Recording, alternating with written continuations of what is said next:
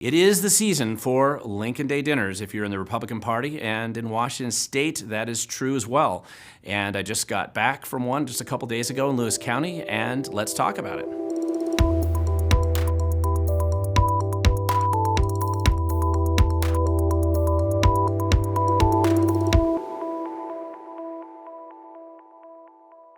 Thank you for watching. My name is Glenn Morgan, and this is We the Govern. And as I mentioned earlier, I oftentimes do travel around the state this time of year, and I've been doing that for well over 10 years now, where different Republican Party groups will invite me out, sometimes to speak at their Lincoln Day dinners, sometimes to MC their Lincoln Day dinners, sometimes show up to speak and then end up emceeing. I mean, it's kind of funny. There's a lot of different ways that those events go. But nevertheless, I've traveled around the state quite a bit in the last 10 years doing these Lincoln Day dinners, and I always like going to them because you get a chance to compare and contrast and see changes over time. And it does help you get a pretty good sense of the pulse on kind of the liberty and freedom movement in Washington State, where it's going strong and where it's weaker, where it's waning, and what's changing. So as you can see from the actual handout that they had here in Lewis County, this was actually they had it at a different place than what they've had in the past, and it was kind of a younger group that had taken over and was running it, all of them for the first time. They had it at the loft down in Chehalis, and if you look even closer there, they did list me as an activist and an influencer. Now, I'm not sure exactly who I'm influencing, but I'm definitely an activist, and they didn't say I was the MC there. I found that out a couple days before and was able to step in, and what I didn't expect is I also ended up being the auctioneer, since there was a local representative that was going to fill that role, but instead he got stuck on the floor up in Olympia because we are coming to the tail end of the legislative session, and your freedom and liberties never safe when we're in that kind of a position. And so they were arguing and fighting over various bills, and most of them not very good, that the Democrat-controlled legislature was debating in Olympia. So I was at the Lincoln Day dinner down in Lewis County, and I like this one because it's close to my house. Even though I live in Thurston County, which is the county to the north, this Chehalis is actually much closer to me than where Thurston County usually has their Lincoln Day dinner. So it's kind of fun to be that close to at one of these events. It's not as long a drive home afterwards. And it was fun, and it was just neat to see just a younger crowd running the show down there.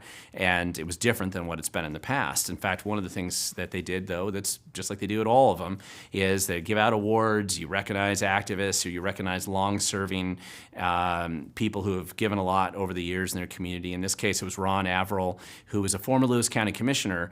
I actually have known Ron for a long time, and I knew him originally in the Farm Bureau back, it's got to be 15 years or so now, and that's when I first met him, and we had policy fights at the national, or the state level, I should say. And so it's just good to see Ron get an award and recognized for long service, very active in Lewis County in a lot of different ways. But ultimately, it is a Lincoln Day dinner, which means Abraham Lincoln is big on the agenda, as he should be. The first Republican president, and that's typically what you see as you go around the state and do most of these events. In fact, they had a young Republican get up and talk about Lincoln's early days as a politician, and it was fun. It was really well done and well organized. Now, one of the things that was interesting, because there's always going to be, whenever you see turnover in a party or changes in a party, there's always a problem of factions. One of the quotes I like is Lincoln's discussion of factions here, and just about how sometimes if both factions aren't too happy with you, you might be doing the right thing, essentially is what he would say.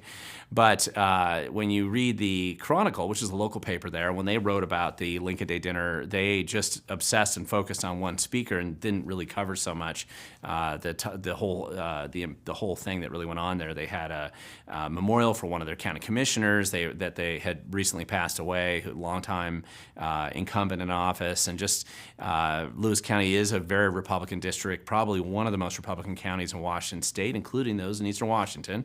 And so it was there's a lot of history of local elected officials who were party activists originally. So it was interesting to see that. But of course, instead they just wanted to obsess in the local paper about one of the speakers.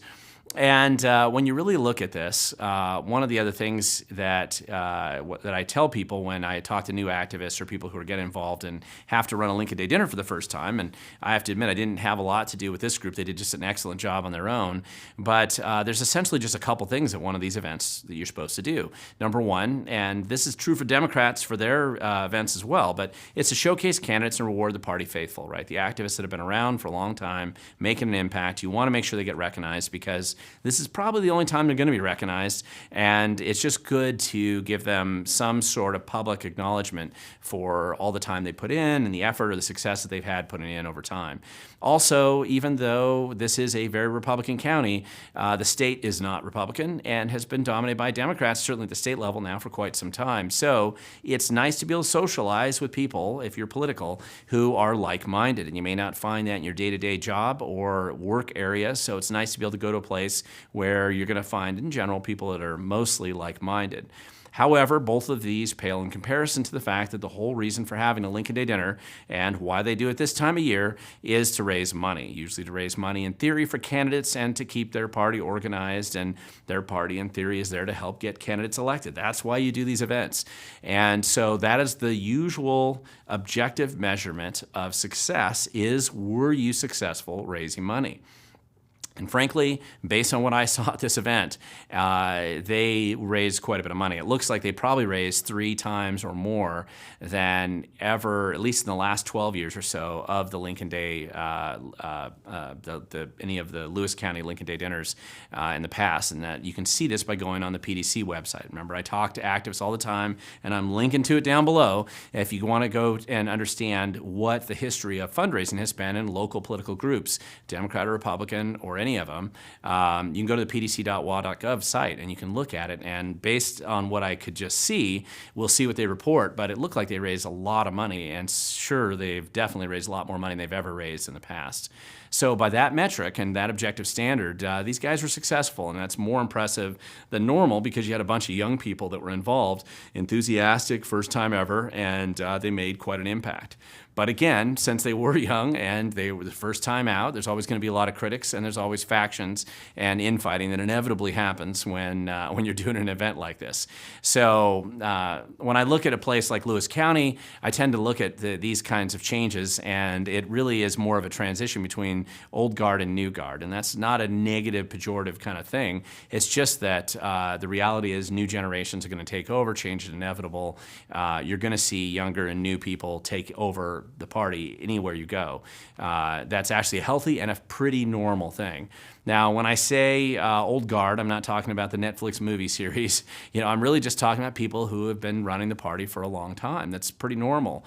Parties are generally made up of factions, and these factions are divided not always along ideological barriers. Oftentimes they're set up just along personality conflicts, or just people who have been doing it for a long time and they think their way is best. And so inevitably when control changes and new generations take over, or new groups of people take over, and there's always a lot of challenges in that process. And so wise organizations, especially political organizations, they have to find ways to reduce the friction of the factions. It sounds like a tongue twister, but that's actually what you have to do. If you're going to be an effective political group locally, or an effective activist group, whether you're inside the party or not, you have to find ways to reduce the friction of the factions, because factions are inevitable. It's human nature more than anything else. Sometimes it is ideological, and a lot of times there's just personality issues that are driven there. And you have to try to find ways of measuring people's success and finding out that if you were really skeptical about their abilities, if they have a successful event like they did here at the Lincoln Day dinner in Lewis County, that's an indication that you can probably work with them. Now, when there's faction fights, nobody knows that better than Lincoln. I mean, he spent his entire political career in probably some of the bitterest faction fights in American history, all through the Civil War, before the Civil War, and even for a little while after it, before he got assassinated. Now that's bitter faction fighting, and Lincoln knows it best and knew it best, better than anybody. And so one of the things that is not unusual for the Republicans, and you do see it on the Democrat side as well, I send people to their meetings frequently, and you see their faction fighting going on. This is just the nature of man, and politics seems to bring out this type of division and fighting. But despite those factions and despite those issues, inevitably, the person who is able to run a political group and make it as big a tent as possible, bring as many allies on your side as possible, either by convincing them that you're right and coming in and joining with you, either not being the bitter critter, the mean person that drives everybody away, or the angry person that drives everybody away, but the person that's welcoming and brings people in. If you've heard some of the stuff I've talked about in the past, I've oftentimes talked about reaching out to Democrats and bringing them over to the conservative freedom, liberty side of the equation. Many of them get disgruntled and they suddenly realize that they're in a party of loons and nuts, and they can't handle it anymore, and these are sometimes the best activists you could ever have. So when you look at politics, sometimes it's easy to identify somebody as an enemy, perhaps, and you can definitely defeat your enemies if you can make more of them your friends. Doesn't mean you compromise. It doesn't mean you change what you believe. Now, this quote that I've had here is widely attributed to Abraham Lincoln. I don't believe it is when I look up the original source of this quote, but regardless of whoever said it, it's actually a great quote, because if you want to destroy your enemies, you make them your friends. I mean, that's the best way to do it. And it's the best way to succeed sometimes and have the longest impact when you're trying to restore your political cause. And in this case, I hope that your cause is freedom and liberty like mine, and you want to have that cause advance. And I hope that's the cause that the loose cannon Republicans are focused on as they move forward. New guard or old guard, I'm not really that concerned. It's just good to see people get involved in being successful and making an impact. And that's what we talk about all the time here at We the Governed. Now, if you want to learn more, go to wethegoverned.com. Don't forget to subscribe, share this video with others, and I do encourage you to do that. And remember, as I've always said many times, and it certainly applied to the folk in Lewis County putting on the Lincoln Day dinner this last weekend, and thank you so much for having me there as an MC. I hope I did an adequate job. I know I had to step in and fill in a lot of roles there, but the future does belong to those who show up.